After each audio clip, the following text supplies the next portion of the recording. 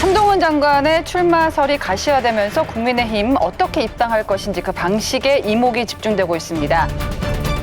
정치권에서는 각종 입당 시나리오들이 등장하고 있는데요. 자, 강적들은 어떤 방식이 가장 가능성이 높다라고 보십니까? 여러 장관들 정치 시작하는데 함께 묻어서 가는 형식은 하지 않을 거예요. 그렇게 하지는 않을 것 같고 별도의 어떤 스포트라이트를 받을 수 있는 그런 방식을 선택해 주겠죠. 혹시 뭐 윤석열 대통령처럼 그걸 모델 삼아서 등판하는 모양새는 어떨까요? 윤석열 대통령처럼 등판할 수는 없죠. 왜냐라고 하면 사실 뭐 윤석열 대통령의 경우에는 국회를 거치지 않고 대선에 막바로 나왔기 때문에 윤석열 정부 초기만 해도 한동훈 장관 지지자들은 그런 얘기를 많이 했습니다. 절대 총선에 나가지 말고 윤석열 대통령 모델처럼 막판에 대선을 막바로 직행해야 한다. 깨끗하게 있다가. 네, 그런 얘기들을 많이 했었는데요.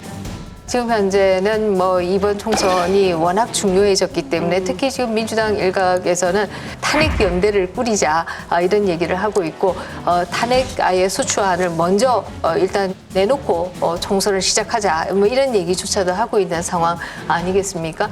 그렇기 때문에 이 총선이 너무나 중요해졌고 이 때문에 그런 지지자들의 그림은 이제 더 이상 그려질 수 없다 이런 얘기를 드릴 수가 있고요. 좀 총선에 가까워져서 출마 선언을 하는 것이 더 낫지 않느냐.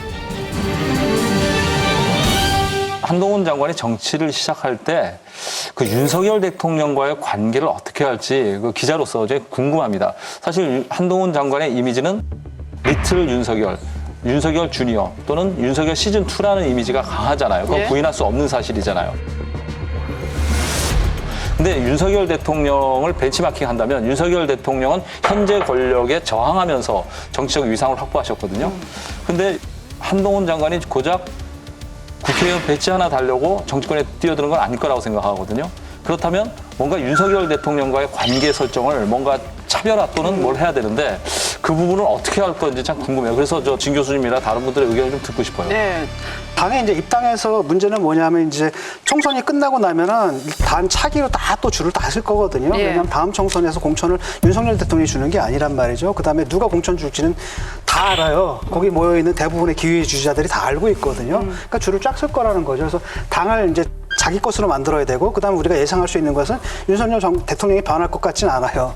라고 한다면은 이 수준 그대로 지지율이 이제 바닥을 치는 그 수준 그대로 더 가거나 또는 더 떨어질 수도 있다라는 거거든요. 특히 이제 정권 교체기쯤 되면은 그때쯤 되면 뭘 할 수 있느냐 선을 그어야 되거든요. 현직 대통령과 선을 긋고 그런데 그걸 갖다 윤석열 대통령이 허용을 해줘야 되거든요. 다른 목소리를 낼 수 있는 그런 근데 윤석열 대통령 같은 경우 굉장히 그립감이 굉장히 강한 분이라서 그걸 과연 허용해 줄까? 그러니까 그렇군요. 과거에 네. 보면은 그런 거 있지 않습니까? 이명박 정권 때 얼마나 인기가 없었습니까? 그랬는데 그때 뭐라 그랬어요? 박근혜로 바뀌는 것도 정권 교체다. 그러니까 야당의 정권 교체론이 힘을 못 받았단 말이죠.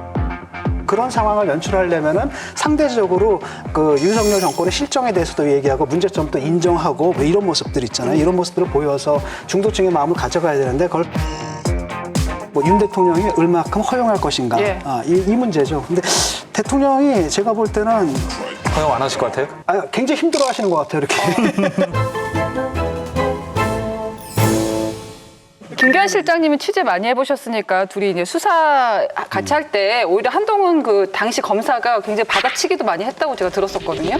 잘 알고 계시네요. 예. 장관하고 나서도 그 업무 보고와 관련해서 자기 의견을 거침없이 얘기해서 대통령과 많이 의견 충돌도 좀 했었어요. 그래갖고 이제 한간에 이제 소문이 대통령과 한동훈 법무장관 사이가 좀 껄끄럽다 이런 얘기도 나왔었는데 그런 건 아니고 의견 개진 수준이죠.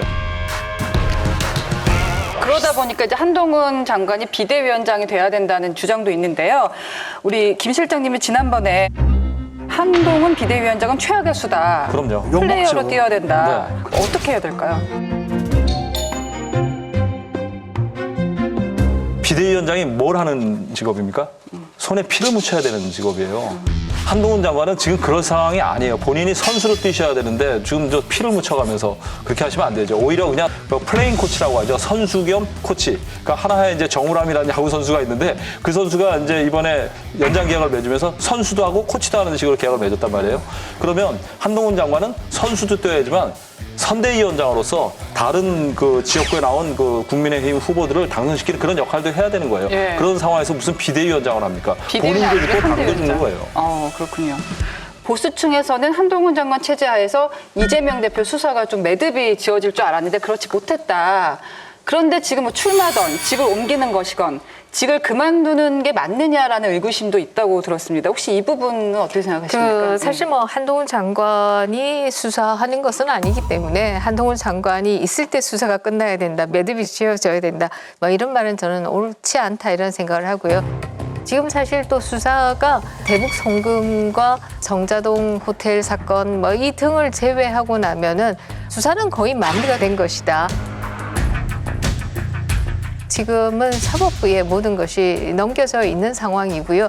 더더욱이나 한국의 사법부가 지금 현재 드러난 것을 보면 정치 권력이 굉장히 유약해서 그야말로 이재명 대표에 대한 제대로 정의를 실현하기 위해서도 지금 현재 여권이 총선에서 이기지 않으면 제대로 재판이 안 될 가능성도 있겠구나 하는 것을 지금 현재 사법부가 보여주고 있다 이렇게 얘기할 수 있을 겁니다. 이 때문에 제대로 정의를 구현하기 위해서도 선거에서 오히려? 이겨야 한다. 그렇기 때문에라도 출마해야 된다. 아마 이렇게 갈 것이기 때문에 이 수사가 끝날 때까지 나오지 마라 이런 얘기는 아마 좀 잘 모르시는 분들의 얘기가 아니실까 예. 생각을 하죠. 근데 그 얘기 왜 나왔냐면 이제 한동훈 장관이 그 상대방 정치인들하고 싸우는 모습 말고 행정적으로 장관으로서 어떤 부분에 업적이 있느냐라고 반문하는 분들도 있거든요. 업적은 잘 모르겠고 법무부 직원들의 평가가 굉장히 좋아요. 좋아요. 일 잘한다. 뭐라고 합니까? 실무 파악 능력 굉장히 뛰어나고 방향을 요약해서 잘 정리해주고 그 나무만 지적하는 그 장관도 있잖아요. 근데 숲을 볼 줄도 알고 뭐 그런 얘기를 많이 하시더라고요.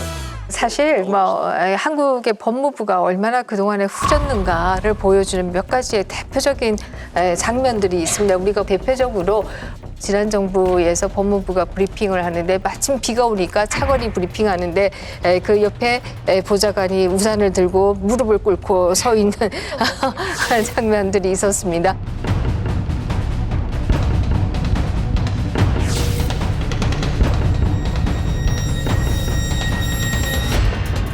아니 어떻게 이런 권위주의가 이게 조선시대인가 하는 생각을 할 수 있는 장면이 있었고요. 또 추미애 장관과 그 차관이 이 교정시설에 가서 소년 수용자들로부터 세배를 받는 장면이 있었어요. 아니 저들이 지금 수용되어 있다라고 하더라도 왜 차관과 장관한테 세배를 해야 돼? 이거 도무지 이해할 수 없는 일이지 않습니까? 이런 장면들을 보면서 법무부가 굉장히 시대에서 뒤처졌구나. 이런 생각들을 할 수가 있었는데요. 사실 한동훈 장관이 들어오고 난 이후에 그런 장면들을 우리가 목격한 것은 없고요. 뿐만 아니라 장관의 의전이나 이런 것들도 굉장히 간소화했고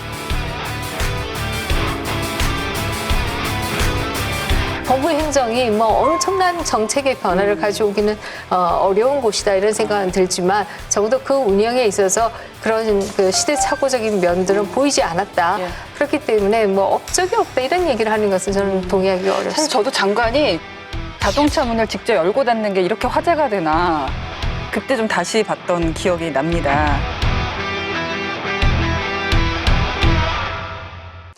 여러분 여기를 눌러서 구독을 해주시면 강적들 컨텐츠를 빠르게 만나보실 수가 있습니다. 알람 설정도 잊지 말아주세요.